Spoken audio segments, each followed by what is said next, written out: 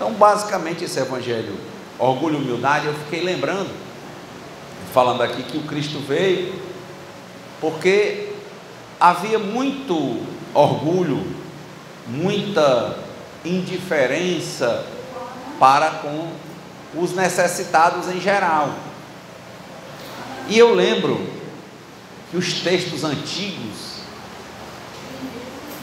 como os primeiros textos que falam sobre reencarnação, os textos indianos, eles falam dos avatares, eles falam que quando os tempos estão muito difíceis, muito complexos, uma divindade reencarna para colocar ordem na terra. Assim foram as encarnações de Krishna, né? Que seria Narayana, o Deus, que uma das encarnações ficou conhecido como Krishna.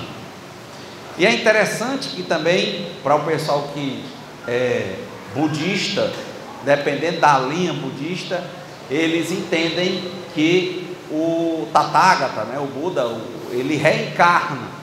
Tinha até aquele filme, né, O Resgate do Menino Dourado, né, que o menino seria uma encarnação do Buda, né, e em uma das linhas, por exemplo, o Dalai Lama seria uma reencarnação, eles têm todo um ritual. Mas dizem alguns que acham que ele está sempre reencarnando para colocar ordem nas coisas, e outros, como essa história mais antiga dos hindus, que quando está tudo desorganizado, um Deus essencial, Narayana, ele reencarna para colocar ordem no universo. Eles falam assim, quando o Adharma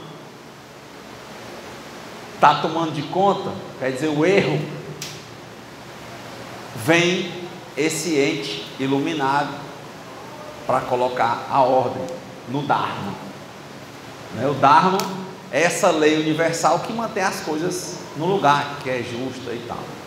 É interessante que também tem uma passagem bíblica que fala, né, perguntam, né, a questão lá se quem era aquele, ele disse, você é Elias, quer dizer, a questão da reencarnação, fala também.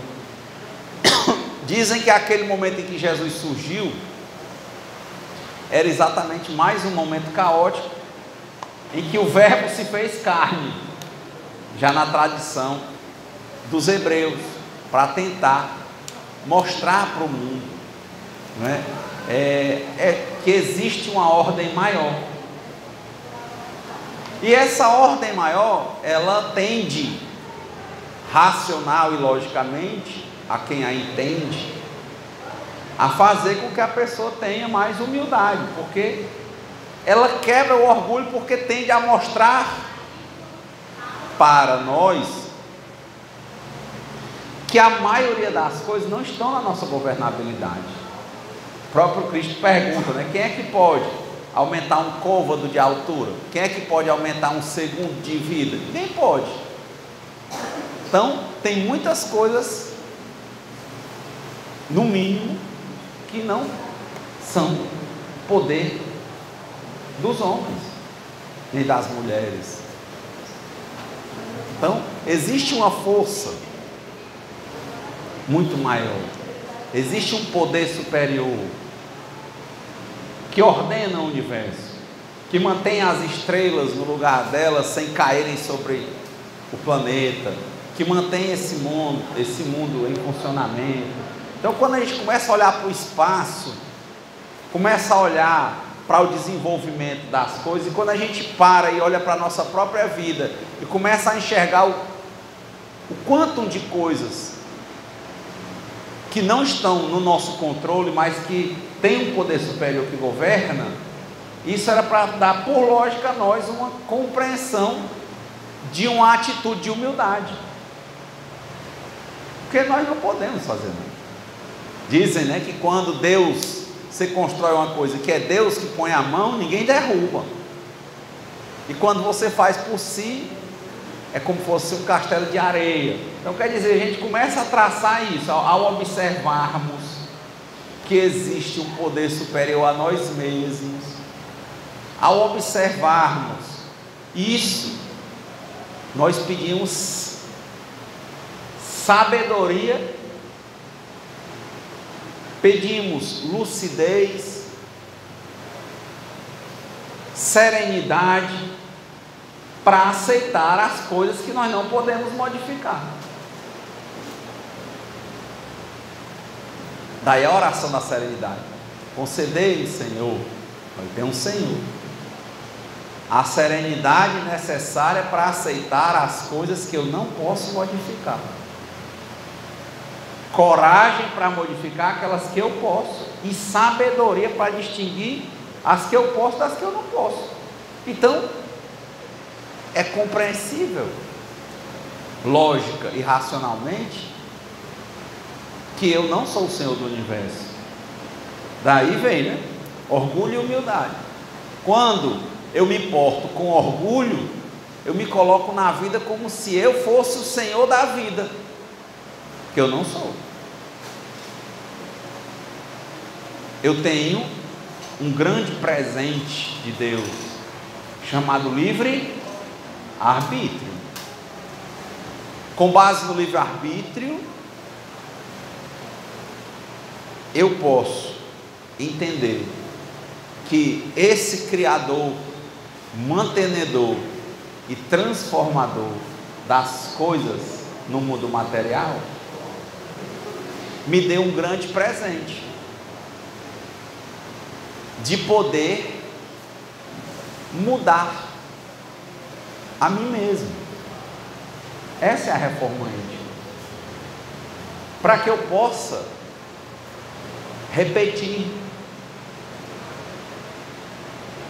e dizer: dou aos outros o direito de serem como quiserem, mas eu tenho o dever de ser melhor do que eu mesmo a cada dia, sem querer ser melhor do que ninguém. Para isso eu tenho que viver e deixar os outros viverem. Eu não posso mudar ninguém, salvo a mim mesmo. E o que mudar? Primeiro, entender a mim mesmo dentro do contexto da criação, que eu não sou Deus, que não existe acaso, que Deus sabe quantos fios de cabelo tem na cabeça de cada pessoa, que Deus cria programações infinitas, que eu entendo nesse momento como provas e expiações, que nada mais são do que lições para que eu desperte na indolência que eu estou no meu caminho, que às vezes me leva ao engano de achar que eu sou Deus, que não sou. E que horas é, Renato, que a gente se acha Deus? Na hora que a gente fica com raiva, na hora que a gente não aceita, na hora que a gente perde o controle, na hora que a gente se revolta, na hora que a gente culpa os outros, na hora que a gente foge, ou eu fujo da realidade, na hora que eu quero ser o que eu não sou, quem eu não sou, na hora que eu quero, por exemplo, voltar à juventude física, quando eu não posso. Eu posso ser eternamente jovem, espiritual, mental, mas físico, eu não posso. E quanta gente não se revolta? Ontem saiu uma notícia que tem um dos homens aí ricos no mundo, que ele estava gastando 10 milhões de dólares por ano para voltar à idade física de 18 anos, e que essa semana ele desistiu. Ele já estava pegando transfusão de sangue do filho dele que tem 18, do pai que tem 70, não sei o que e tal, meu amigo.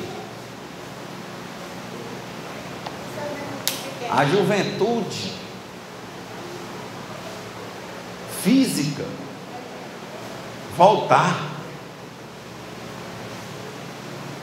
Então, compreender que existe um ser superior que cria, mantém e transforma as coisas.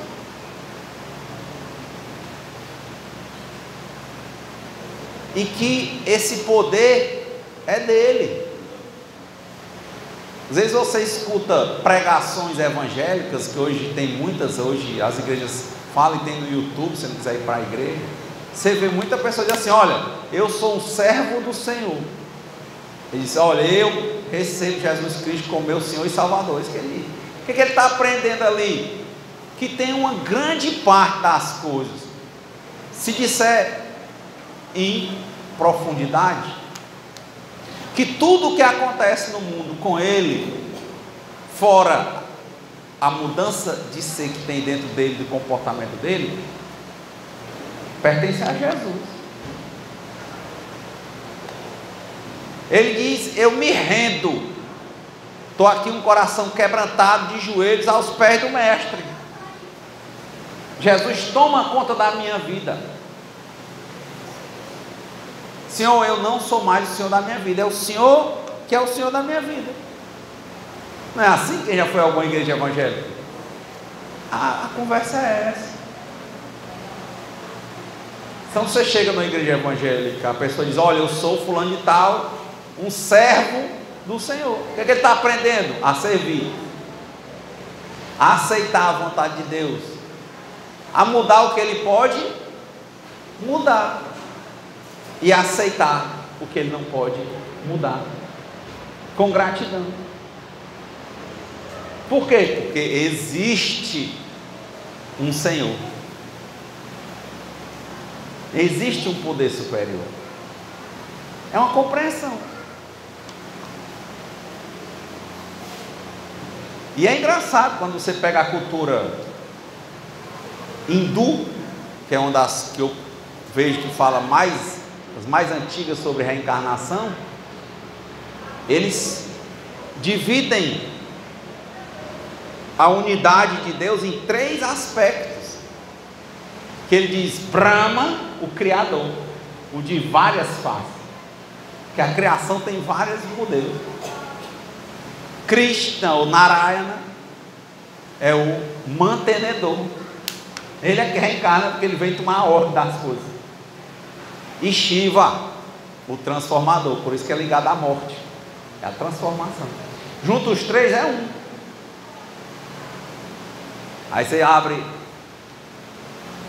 na igreja católica, se fala muito da Trindade: o Pai, o Filho e o Espírito Santo. Quando você quer divergir, você diverge, mas quando você quer entender, você faz a convergência. Realmente existe um poder superior que cria, mantém, sustenta e transforma. E quando eu aceito isso, eu deixo de estar querendo mudar o que eu não posso. Por exemplo, querer voltar ao passado, ao invés de eu dizer que seja o passado, passado.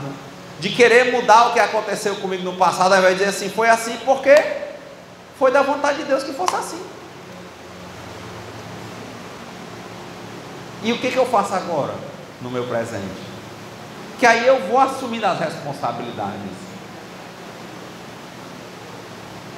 O que eu tenho que desaprender, que eu aprendi dos meus pais ou da tradição, que eu estou vendo que não me faz bem, que não faz bem para ninguém, que está errado? Então o que eu tenho que desaprender? Subsequentemente, o que eu tenho que reaprender? Aprender de novo, aprender novamente, aprender de forma correta. Será que eu estou disposto a isso? Onde eu vou ver o Criador? Na igreja evangélica? No centro espírita? Na igreja católica? No centro de Umbanda? ou eu vou ver o Criador em todo canto? Simbolicamente, eles contam, os indianos, num dos contos lá, que tinha uma estátua de Deus lá no chão, e o cara foi amarrar o sapato e botou o pé em cima da estátua. Aí o pessoal, olha, está com o pé em cima de Deus. Ele olhou, como? Ele disse, Deus está em todo canto. Como é que eu não vou ficar? Deus está em todo canto.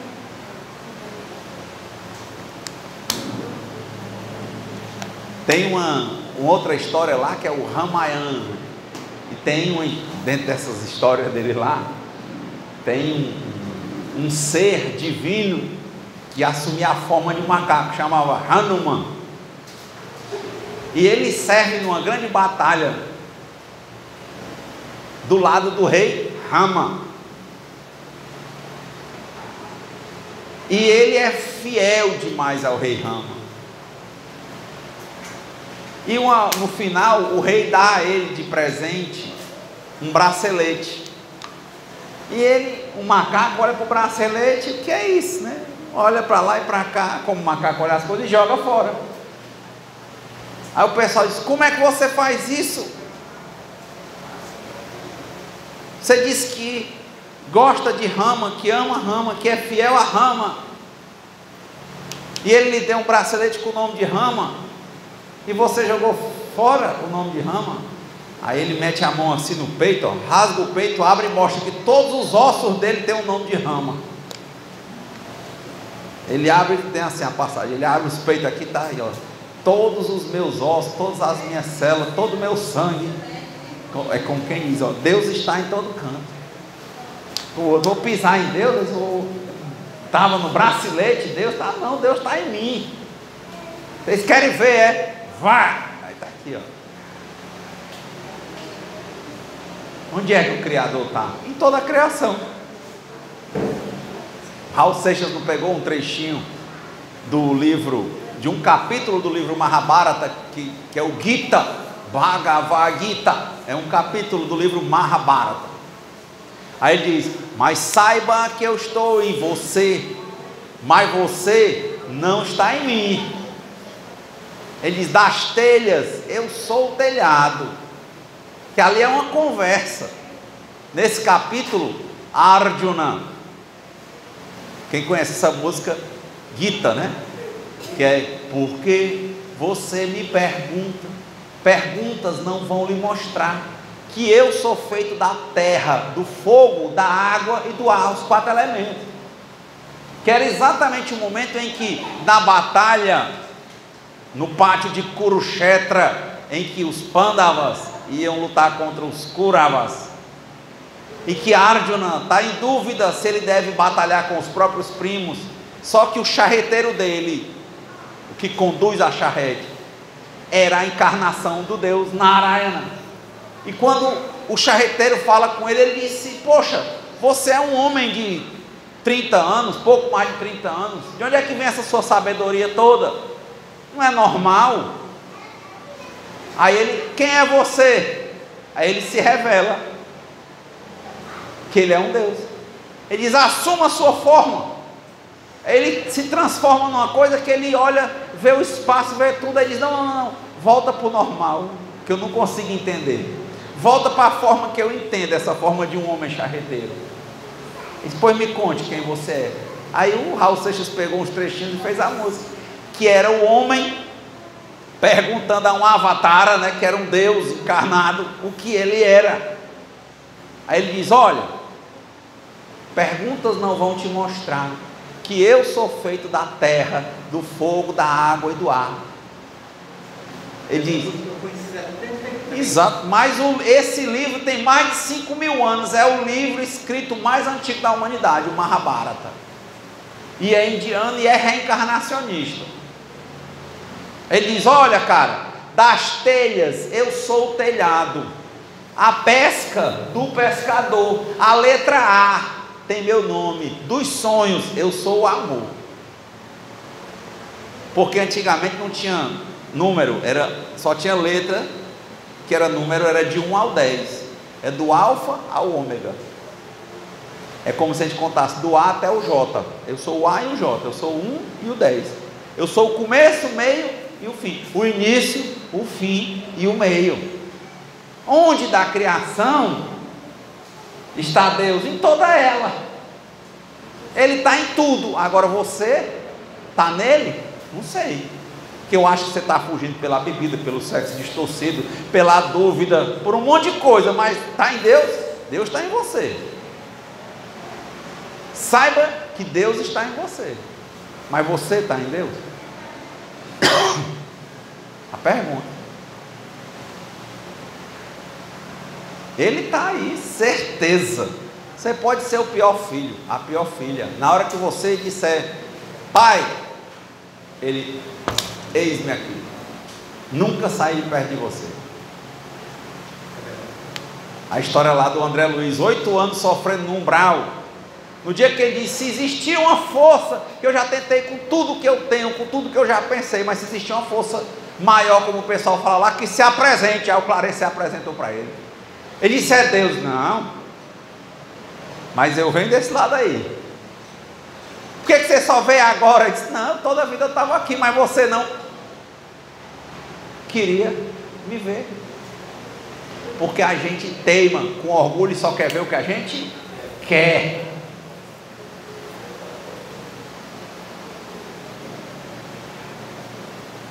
Eu vi uma situação de uma senhora que ela está assumindo todos os trejeitos que os franciscanos, né, e a Ordem das Clarissas faziam. O São Francisco, ele pegava o hábito, dava 3 nós na corda. Ressalvado o engano é pobreza, castidade e caridade. Como a gente falou naquele dia, quem é aquela história lá de Jesus? Qual é a família que o filho estudando para medicina, não sei o quê? Ele disse, agora eu vou ser um missionário bíblico, que a família fica morta de feliz nesse mundo. Pensa logo, está ficando é doido. É o caso. Todo mundo em cima. Aí eu conversando com um dos parentes, a pessoa disse assim, é porque um dia você falou de espiritismo para ela. Eu disse, não, isso aí não é espírita não, isso é católico, apostólico, romano, é uma ordem reconhecida pelo Papa. Essa questão de santidade, é uma ordem, é a ordem dos irmãos menores. Se você aceita ou não é outra coisa, mas que é uma ordem é. Tanto que na igreja católica você tem padres que não casam e tem freiras que não casam. Então você tem irmãos e freiras, irmãs, freiras. Mas a pessoa não quer ouvir, ela quer ouvir o que ela quer. Você não está vendo? Me mostra onde é que tem isso. Espírita casa. Um monge, um frei, um frade, uma freira católica não casa. Ah, Renato, é certo ou errado? Eu não estou aqui para dizer que é certo ou errado, a gente tem que ver a realidade. Eu só estou dizendo que isso aqui não é um dogma espírita, não é dogma evangélico, isso é um dogma protestante, não, isso é um dogma católico.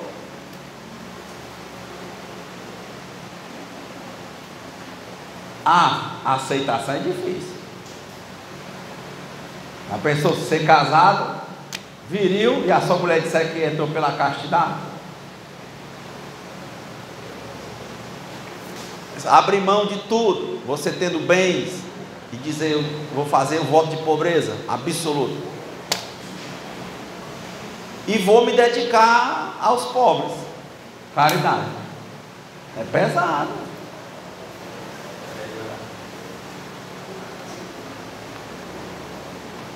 É muito pesado. Não é fácil. É sério. É não. Mas acontece. Tem gente que vai achar ótimo e tem gente que vai achar horrível. Mas tem gente que faz. Não tem quantos freiras, não tem quantos padres, não tem quantos freios, não tem. que segue mesmo uma vida de abstinência. Os hindus também tem alguns que eles vivem de austeridades, aí deixam tudo e vão viver só de tanga no meio do templo.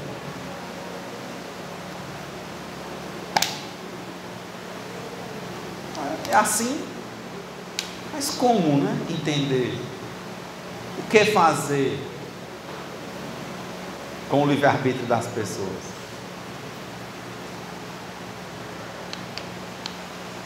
E num ponto em que a família, você tem uma pessoa que tem discernimento, e você tomar a dianteira e escolher pela pessoa, se você se colocar no lugar,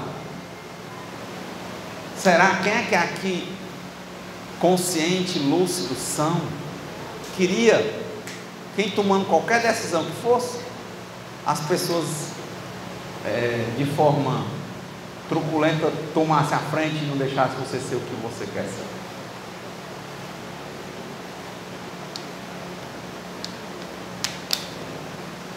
Não é fácil. Eu entendo a dor da família, mas quando eu fui falar, eu disse: olha, para a gente tentar resolver um problema, primeiro a gente tenta entender o que é. E a pessoa nem querer entender, que ela quer entender que uma coisa é outra.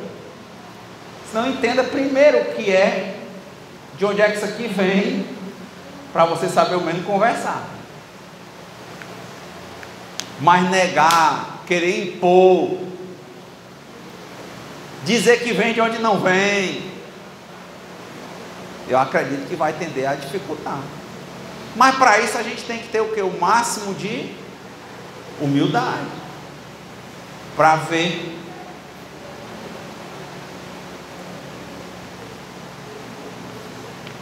E quantas coisas não acontecem conosco, com os nossos entes queridos, que não são como a gente quer. A pessoa vai por um caminho que a gente entende que não é o caminho adequado, mas a escolha é da pessoa.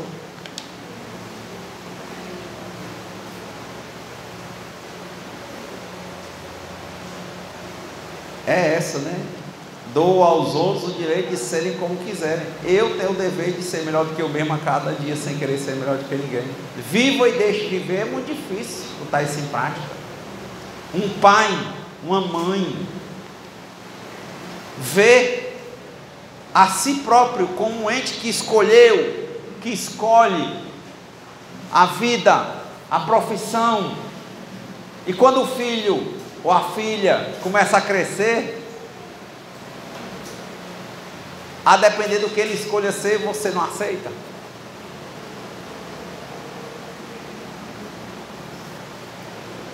E o que fazer? Quantos casais, uma hora dessa, não estão se separando? E quantos pais e mães rezando para que aquele casal não se separe, mas às vezes não tem jeito? A pessoa indo por relacionamentos escuros, coisas difíceis. E o que fazer? O caso lá do André Luiz, o pai dele tinha 3 relacionamentos paralelos, com 3 famílias, não é isso? Tinha a mãe dele, tinha mais 2 mulheres. Tanto que ela depois decide reencarnar e vai se casar com ele, ser a mãe das 2 e vai ter enfrentamento. Não é assim no nosso lar? A gente sabe às vezes coisas que vão dar problemas, mas os defeitos de caráter que a gente tem, e às vezes que a gente não quer enxergar, não quer tratar, a gente sabe que vai dar problema e diz assim: ah, eu pago, um dia eu pago, mas eu estou com vontade de fazer, eu faço. É igual, é a mesma coisa na minha cabeça, quando você olha e diz assim: poxa, eu sou diabético, sou doida por doce, aí tem uma hora que você olha, só um pouquinho, depois eu tomo insulina, eu faço alguma coisa, mas você sabe que ele faz mal, mas você vai e come. Não é não? Então, esse evangelho O orgulho e a humildade, como eu disse, ele começa a partir de uma percepção, uma compreensão lógica de que nós não somos deuses, que nós não somos os criadores, mantenedores da vida, nem os transformadores da vida. Nós somos criados, criaturas. Tem um poder superior a nós, e que devemos entregar nossas vidas e nossas vontades nas mãos desse poder, porque foi Ele que nos fez nascer, Ele que manteve a gestação, Ele que nos fez nascer saudáveis, para quem nasceu saudável. Dentro de milhões de espermatozoides nós vingamos, dentro de milhões de mães que querem ter filhos e não podem, a nossa pôde. Dentro de milhões de pessoas que estão agora aí perdidas na drogadição, na rua, no alcoolismo, vagando por aí. Quantas mulheres eu passei essa semana e vi a mulher perdida na rua, sem os dentes, usando crack, não sei o que, e o barrigão, grávida. Quantas crianças vão nascer nessa situação? Eu conheci pessoalmente, conheço uma pessoa que ela hoje está limpa há 10 anos, mas ela passou 3 anos totalmente nóia entre o alcoolismo e a drogadição na rua. 7 anos. Por que eu lembro dos 7 anos? Porque ela teve 7 filhos. Todo ano ela engravidava. E o que ela mais chora hoje, 10 anos depois de limpa, que ela está limpa, como ela diz, só por hoje, frequentando Alcoólicos Anônimos e Narcóticos Anônimos, porque ela disse que quando ela começava a beber é que ela ia para a droga, era a porta. Ela viu que só em Narcóticos Anônimos não resolvia, ela tinha que entrar em Alcoólicos Anônimos e Narcóticos Anônimos, porque de um ia puxar para outro. Tem gente que diz assim, eu nem fumo, mas quando bebe fuma, não tem assim, né? Ela ia. E ela chora toda a vida quando fala que durante esse período de 7 anos ela tinha relações com quem quisesse, em troca do que fosse, para ela usar. E ela teve 7 filhos. Não é assim uma gestação, mais ou menos, 9 meses? Ela engravidou. Todos os anos ela engravidou, todos os anos ela teve filho, e ela não sabe cadê nenhum. Ela não sabe, ela disse, eu não sei, eu já pensei, tem 10 anos que eu estou limpo, eu não sei. Eu era drogada direto, andando por aí, eu fiz alguma coisa, mas eu não sei. Ela carrega essa dor.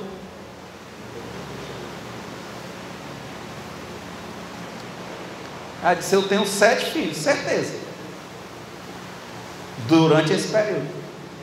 Onde estão eles? Eu não sei.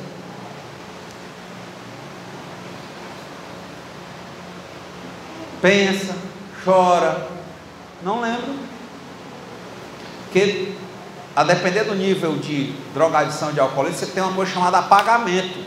Lembra não. Quem já bebeu muito sabe. Tem gente que usa para mentir, para se desfazer, mas às vezes acontece. Faz tudo, conversa, mas não se lembra. Apagamento, ele está fazendo, mas não se lembra. Ela estava em apagamento, ela não parava de usar. Então, esse tipo de reflexão, quantas pessoas a gente não está vendo agora, o pai bebendo. Eu vi uma cena agora, que eu não assisto muito TV, mas eu passei e estava assistindo lá na cozinha de casa, assistindo uma novela essa semana aí, aí o pai chamou, foi essa ou foi semana passada, numa novela dessas aí da Globo, aí o pai vivia bebendo num barzinho, velho, aí o filho estava com problema, ele chamou o filho, não, meu sonho, filho, era beber com você, aí senta, aí o filho está com problema de relacionamento, eles começam a beber, e começam a cantar, numa novela, não foi? Foi essa semana, eu acho. Aí começa a beber e cantar, quer dizer, meu sonho era ter meu filho como meu parceiro de bebida, meu irmão. Quanta gente a gente está vendo que deu continuidade à bebida e à drogadição? E quantos caras agora estão sonhando em ter o filho e ser parceiro de cachaça ou de droga com ele? Não, eu quero é meu filho bebendo comigo para a gente ir namorar, não sei o quê. Ou isso não existe?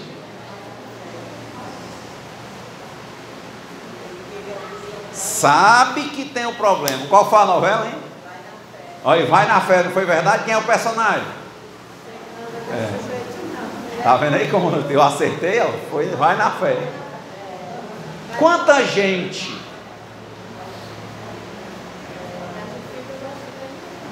está vendo que esse caminho não é legal, não é bom. Mas quantos pais de vida destruída estão achando que é a maior vantagem do mundo trazer o filho para ficar com ele na mesa?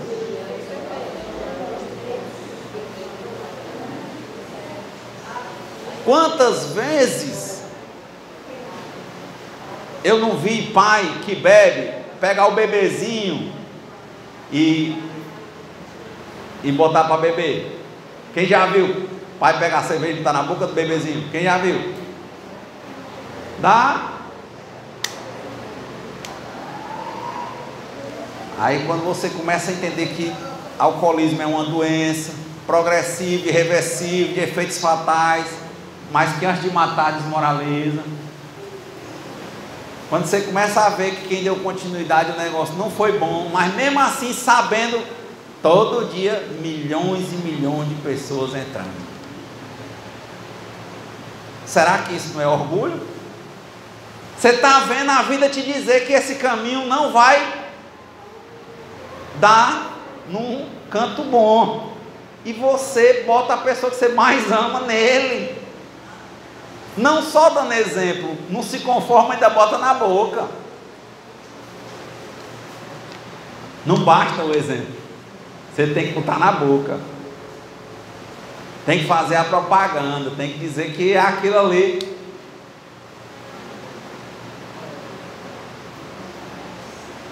Quer dizer, está lá posto. Faz certo que dá certo, faz errado que dá errado. O cara faz porque ele acha que ele é Deus. O orgulho. Não, com a gente é diferente. Não, eu me garanto. Maior marca. Quando eu li o livro de Alcoólicos Anônimos, era ele dizer que Alcoólicos Anônimos não é contra quem bebe, nem contra a bebida, é contra o egoísmo e o egocentrismo. É isso, é orgulho. O ego muito alto, o cara acha que acontece com todo mundo, menos com ele, menos com a família dele. A família dele está destroçada, mas ele não enxerga, ainda divulga, fala. Ele não consegue ficar parado um minuto, porque ele fica logo impaciente, aí vai beber. Desequilíbrio. A vida mostrando dia após dia. Mas a pessoa vai e diz o quê? Não. Quem é o Senhor da vida? Sou eu. Como é? Ditado nesse cearense: quem não escuta conselho, leva pancada. Traduzindo esse ditado para o francês, no livro dos Espíritos: quem não escuta conselho, dá pancada. Sabe não? A dor é necessária, o sofrimento é opcional. Vai doer.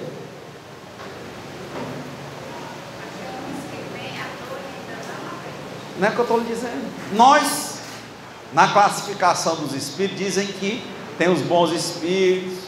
Nós somos os espíritos imperfeitos. Que é isso? Recebe toda a orientação porque é bom e faz o contrário. Por isso que nós precisamos nos transformar. Mas para nós nos transformarmos, tem que ter uma compreensão de que existe um poder superior a nós mesmos. Entregarmos nossa vida e nossas vontades nas mãos desse poder superior.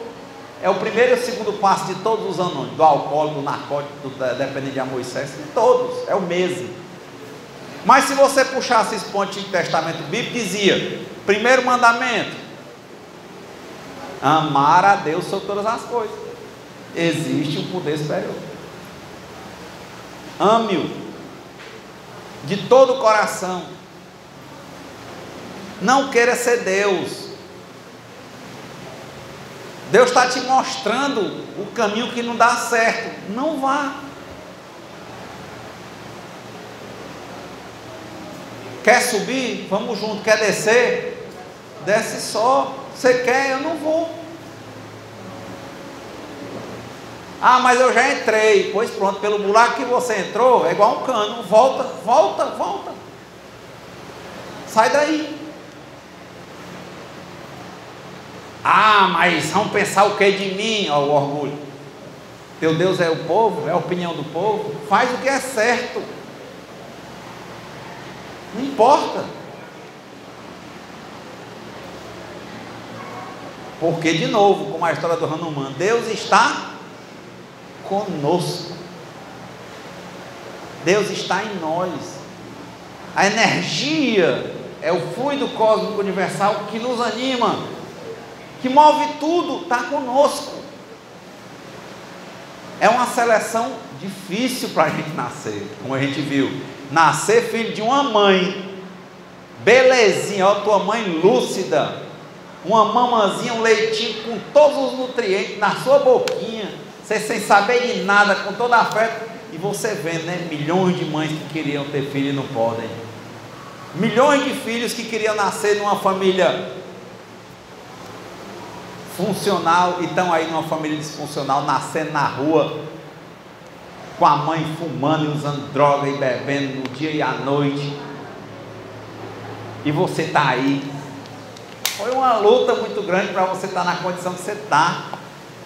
Você não enxerga a grandiosidade de Deus, porque não enxerga Deus, porque não ama Deus sobre todas as coisas, porque não coloca Ele em primeiro lugar, porque não coloca teu tesouro lá. Teu tesouro está em ti mesmo. Que conversa, que poder você tem, fora o grande poder de mudar você mesmo. Por que você quer mandar na vida que você não manda? É ilógico, não manda. Eu falando ontem, aí eu dizendo, se eu ficar mais velho, aí o meu sobrinho, que conversa, tio? Claro que vai ficar. Isso, que conversa, menino? A Deus pertence, claro que eu não sei. Eu tenho que estar todo dia pronto para humildemente estar aos pés do mestre e dizer, eis-me aqui, Senhor, faça o que tu queres, faça o que quiser. Que foi o nosso evangelho 2 domingos atrás, né? O objetivo da vida é aprender, estar aprendendo. Estou aqui aprendendo a servir a Deus, amar a Deus sobre todas as coisas, para que eu possa também me amar como uma fagulha de Deus, e consequentemente para que eu possa amar o próximo, porque se eu não me amo, eu não amo. Mas eu tenho que começar assim. Eu tenho que estar todo dia trabalhando, aprendendo, me transformando. Aí sim, que seja feita a vossa vontade antes da minha. Pai, se não pode, se podes, Pai, se podes. Na hora que Cristo ia ser entregue, o que ele disse? Pai, ele viu o que ia acontecer. Pai, se podes, afasta de mim esse cálice, mas seja feita a vossa vontade antes da minha. Quer dizer, Jesus se amava? Sim. Ele queria apanhar, cuspir na cara dele? Não. Mas se fosse da vontade de Deus, ele aceitava. Não é humildade? Ele não era masoquista. Ó, pai, eu quero que venha me bater, quebrar meus ossos, estou mais de vontade, vai. Por que tu começa logo hoje? O que é só amanhã? Não. Pai, soa sangue. Pai, se pode, afasta de mim esse cálice. Mas não vou ficar com raiva, eu não vou lhe esculhambar, Não vou nada. Se o Senhor der o sinal de que é para acontecer assim, eu aceito. Aceito. O que é? A morrer? Vamos nessa. Eu não vou me matar, mas se o Senhor quiser. Está doente, agora vai morrer? Quer morrer agora? Não, eu vou me tratar, mas se for da vontade de Deus, que eu parto, eu vou partir. Vou fazer o meu melhor enquanto eu puder, dentro do que está no meu papel. É isso. Faz o que você pode, aceitando que você não pode tudo, e que principalmente você pode se autoconhecer e se transformar.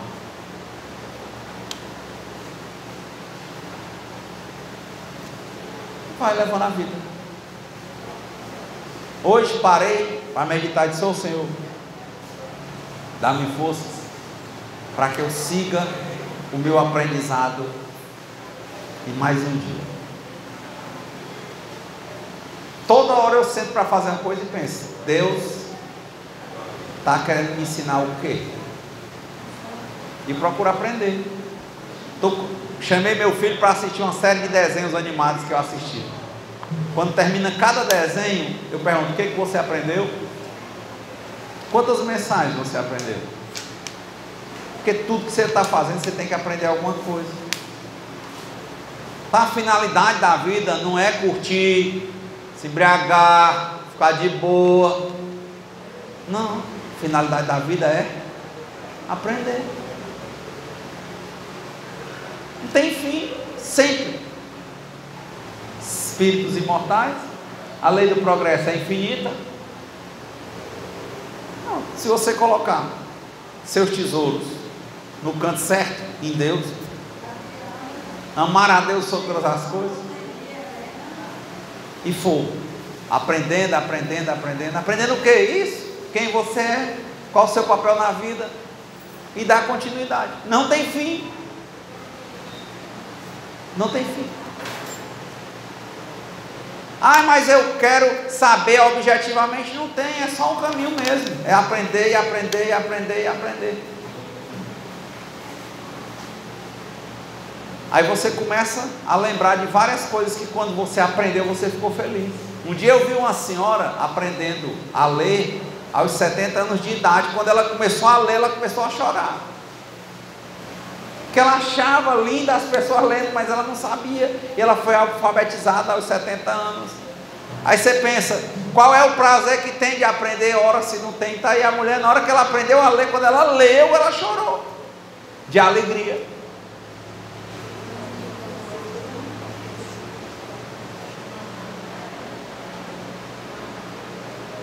Um dia estava bem impaciente,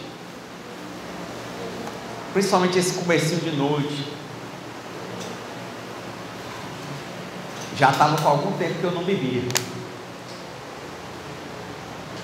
E aí, eu impaciente, eu só me veio logo o pensamento: vou sair, vou dar uma volta. Mas ao mesmo tempo veio um pensamento: sente e medite. 1 hora. Ixi, naquele tempo, hoje eu faço meia hora, eu fazia 10 minutos, 20. Vem aquele pensamento: 1 hora hoje. Depois, se você quiser, você sai. Aí eu fui, organizei ali o ambiente, tomei um banho, me sentei. E foi uma luta essa 1 hora. Mas quando acabou, eu chorei de alegria, porque eu estava em paz. Eu não quis mais sair. Não que sair fosse errado, mas eu vi que eu queria era fugir. E eu disse: poxa, aprendi. Um dia. Faz tempo, pois é. Mas aprender dá uma alegria de viver fora de série. Como é bom quando a gente deixa de fugir da gente mesmo e começa a se ver, a não ceder às tentações. Um dia consegue, outro dia cai. Meu irmão, se caiu, se você não está aleijado, se levanta e continua. Só por isso, recaiu, que seja o passado, levanta, continua. Eu já vi gente recair 70 vezes em várias adicções aí que eu conheço, mas que hoje já tem 40 anos que não recai. 40 anos. Porque ele caiu, mas levantou. Comece todo dia.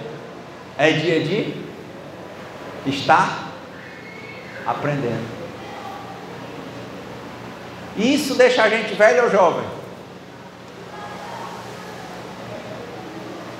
Vocês acham que está aprendendo te deixando velho ou jovem?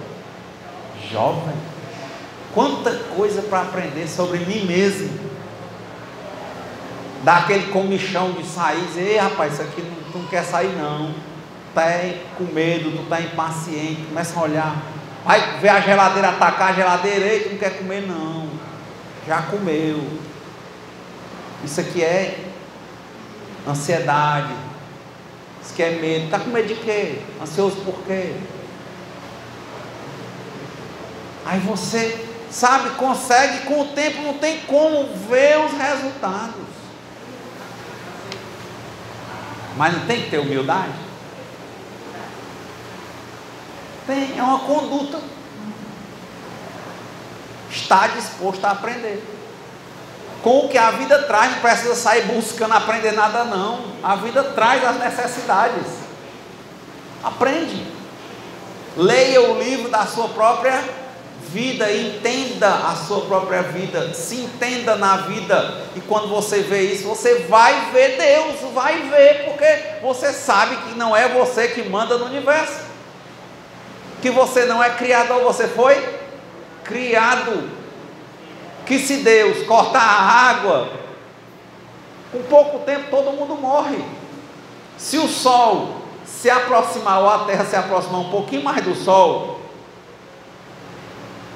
basta pouco, talvez a distância de um palmo, a gente já morre aqui todo mundo queimado de calor. Está tudo na ordem dármica, né? Na ordem certa. Já pensou? Se a lei da gravidade calculada aí pelos físicos, ela falhar uma coisinha, eu jogar uma coisa ali, ela voltar e taca na minha cara. Esse teto me esmaga. O pessoal que saiu naquele submarino que foi visitar o Titanic, eles não explodiram, eles implodiram. A pressão impressou eles igual uma latinha de refrigerante. Por que as coisas não implodem aqui, lá dentro do mar implodem? Por que eu não respiro aqui, o peixe respira lá no mar e ele vem para cá e ele morre, se eu for para lá eu morro? Porque Deus criou as coisas assim, pô. Não foi eu não. Por que um cara foi 500 vezes e não implodiu, e aquele pessoal foi naquela hora e implodiu? Porque Deus quis. Tem um motivo. Eles vão entender um dia. Mas não adianta eu querer saber de todas as coisas do mundo, eu tenho que saber de mim no mundo. E quando eu olho para saber de mim no mundo, eu não tenho como não ver Deus. Não tem como, não tem. Orgulho e humildade. Como é que quando eu olho e vejo quanta coisa linda, minha vida e tudo, quanta coisa que está fora do meu controle, que só pode ser Deus, e eu digo que não vejo Deus. Tão lindo, né? Quando Paulo caiu cego, ao invés dele esculhambar, ele disse: Senhor, o que queres que eu faça? Porque se eu faço certo, dá certo. Se eu faço errado, dá errado. Se as coisas estão acontecendo errado na minha vida, é porque eu estou fazendo alguma coisa errada. O que o Senhor quer me ensinar? Eu estou aqui para aprender.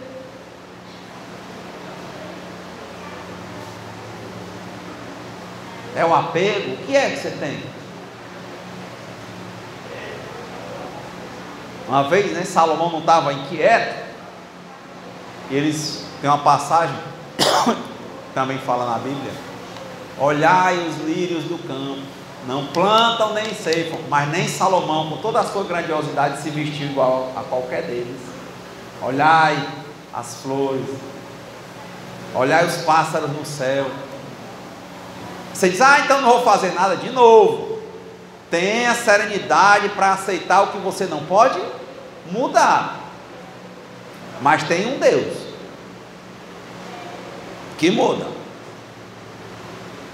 que não faz as coisas implodirem, que não coloca a gente onde a gente não pode viver. Ele não bota a gente para viver dentro da água, bota aqui que a gente não respira na água.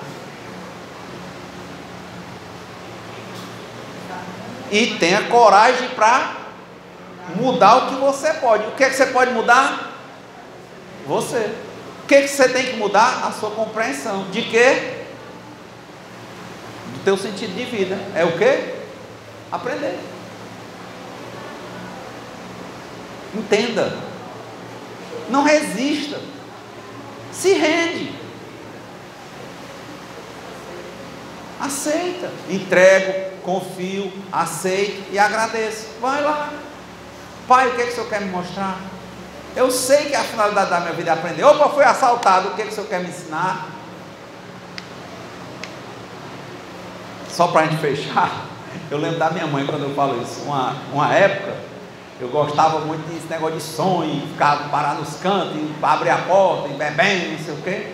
Aí um dia eu estava lá, na hora que eu pedi um churrasco, 2 caras chegaram com a arma. Um foi para o carro e o outro encostou a arma em mim e disse: a chave do carro. Eu disse: está no carro. E tal, e teve um assalto. E com uns 20 minutos o carro tinha rastreador, não sei o que, encontramos o carro. E não aconteceu nada comigo.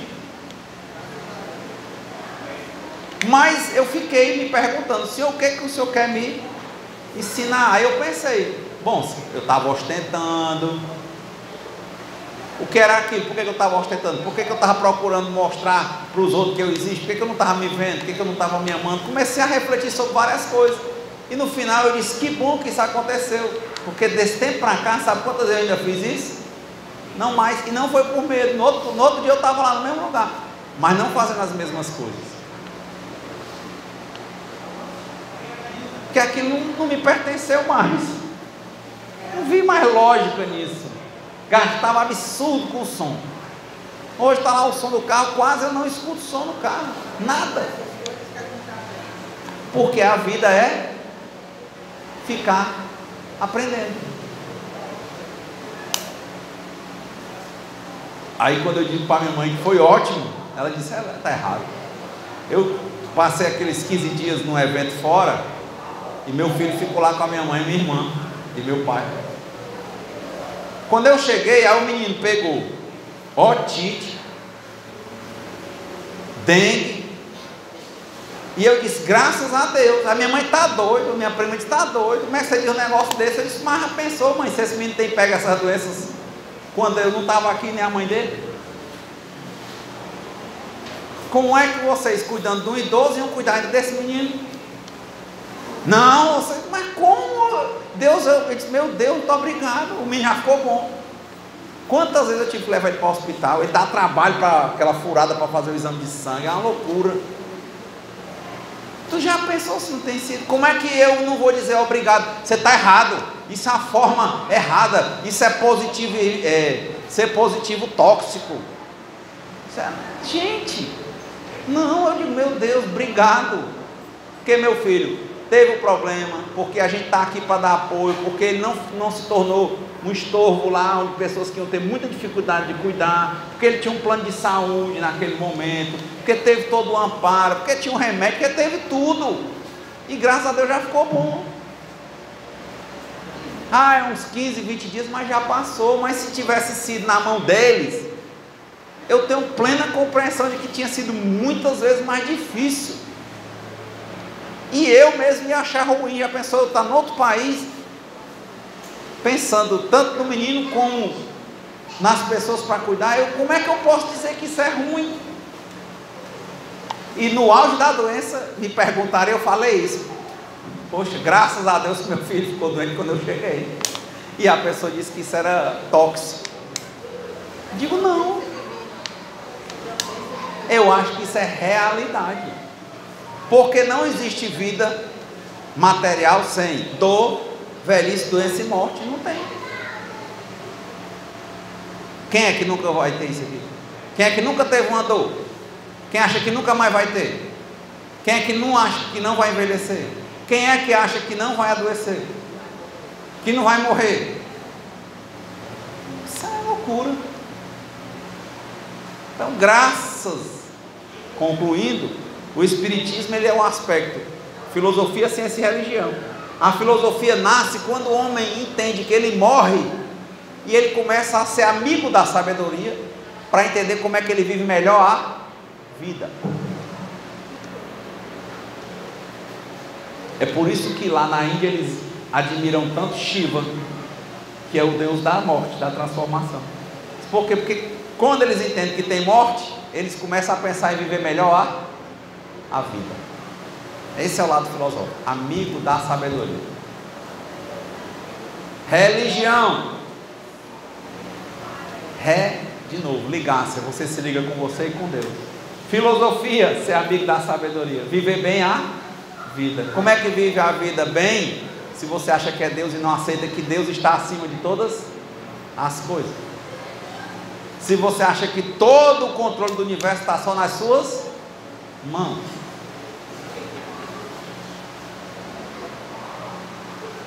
Eu não acho que isso é positivismo tóxico. Eu lembro que meu pai também, quando ele começou, hoje ele não movimenta mais as pernas, não anda mais, é como se fosse um Alzheimer bem avançado. Quando ele começou essa coisa de variar, ele se perdia. Ele ia para um canto e não sabia onde estava. Por Deus, ele se perdeu. Outro dia encontraram um senhor, estava sumido há 3 meses, encontraram ele esturricado no meio dos matos. Se perdeu, morreu talvez de sede, fome e ficou lá, seco, igual um boi perdido no meio da mata. Aí começaram a fechar a porta. Menino, esse homem ficava os gritos, balançava o portão, até hoje o portão é empenado. Aí o Alzheimer deu e ele deixou de andar. Eu não queria isso, lógico, mas se aconteceu, hoje a gente vendo de, poxa, Deus sabe o que faz, porque como é que ia andar com um homem desse? Um homem do meu tamanho, valente. Deus sabe. Como é que eu vou dizer o quê? Deus dá o frio, o forma o cobertor. Bom, que Deus nos conceda a serenidade necessária para aceitarmos as coisas que nós não podemos modificar, coragem para mudar aquelas que nós podemos, e sabedoria para distinguirmos umas das outras, mas que seja feita sempre a vontade de Deus antes da nossa. Muita paz e boa semana.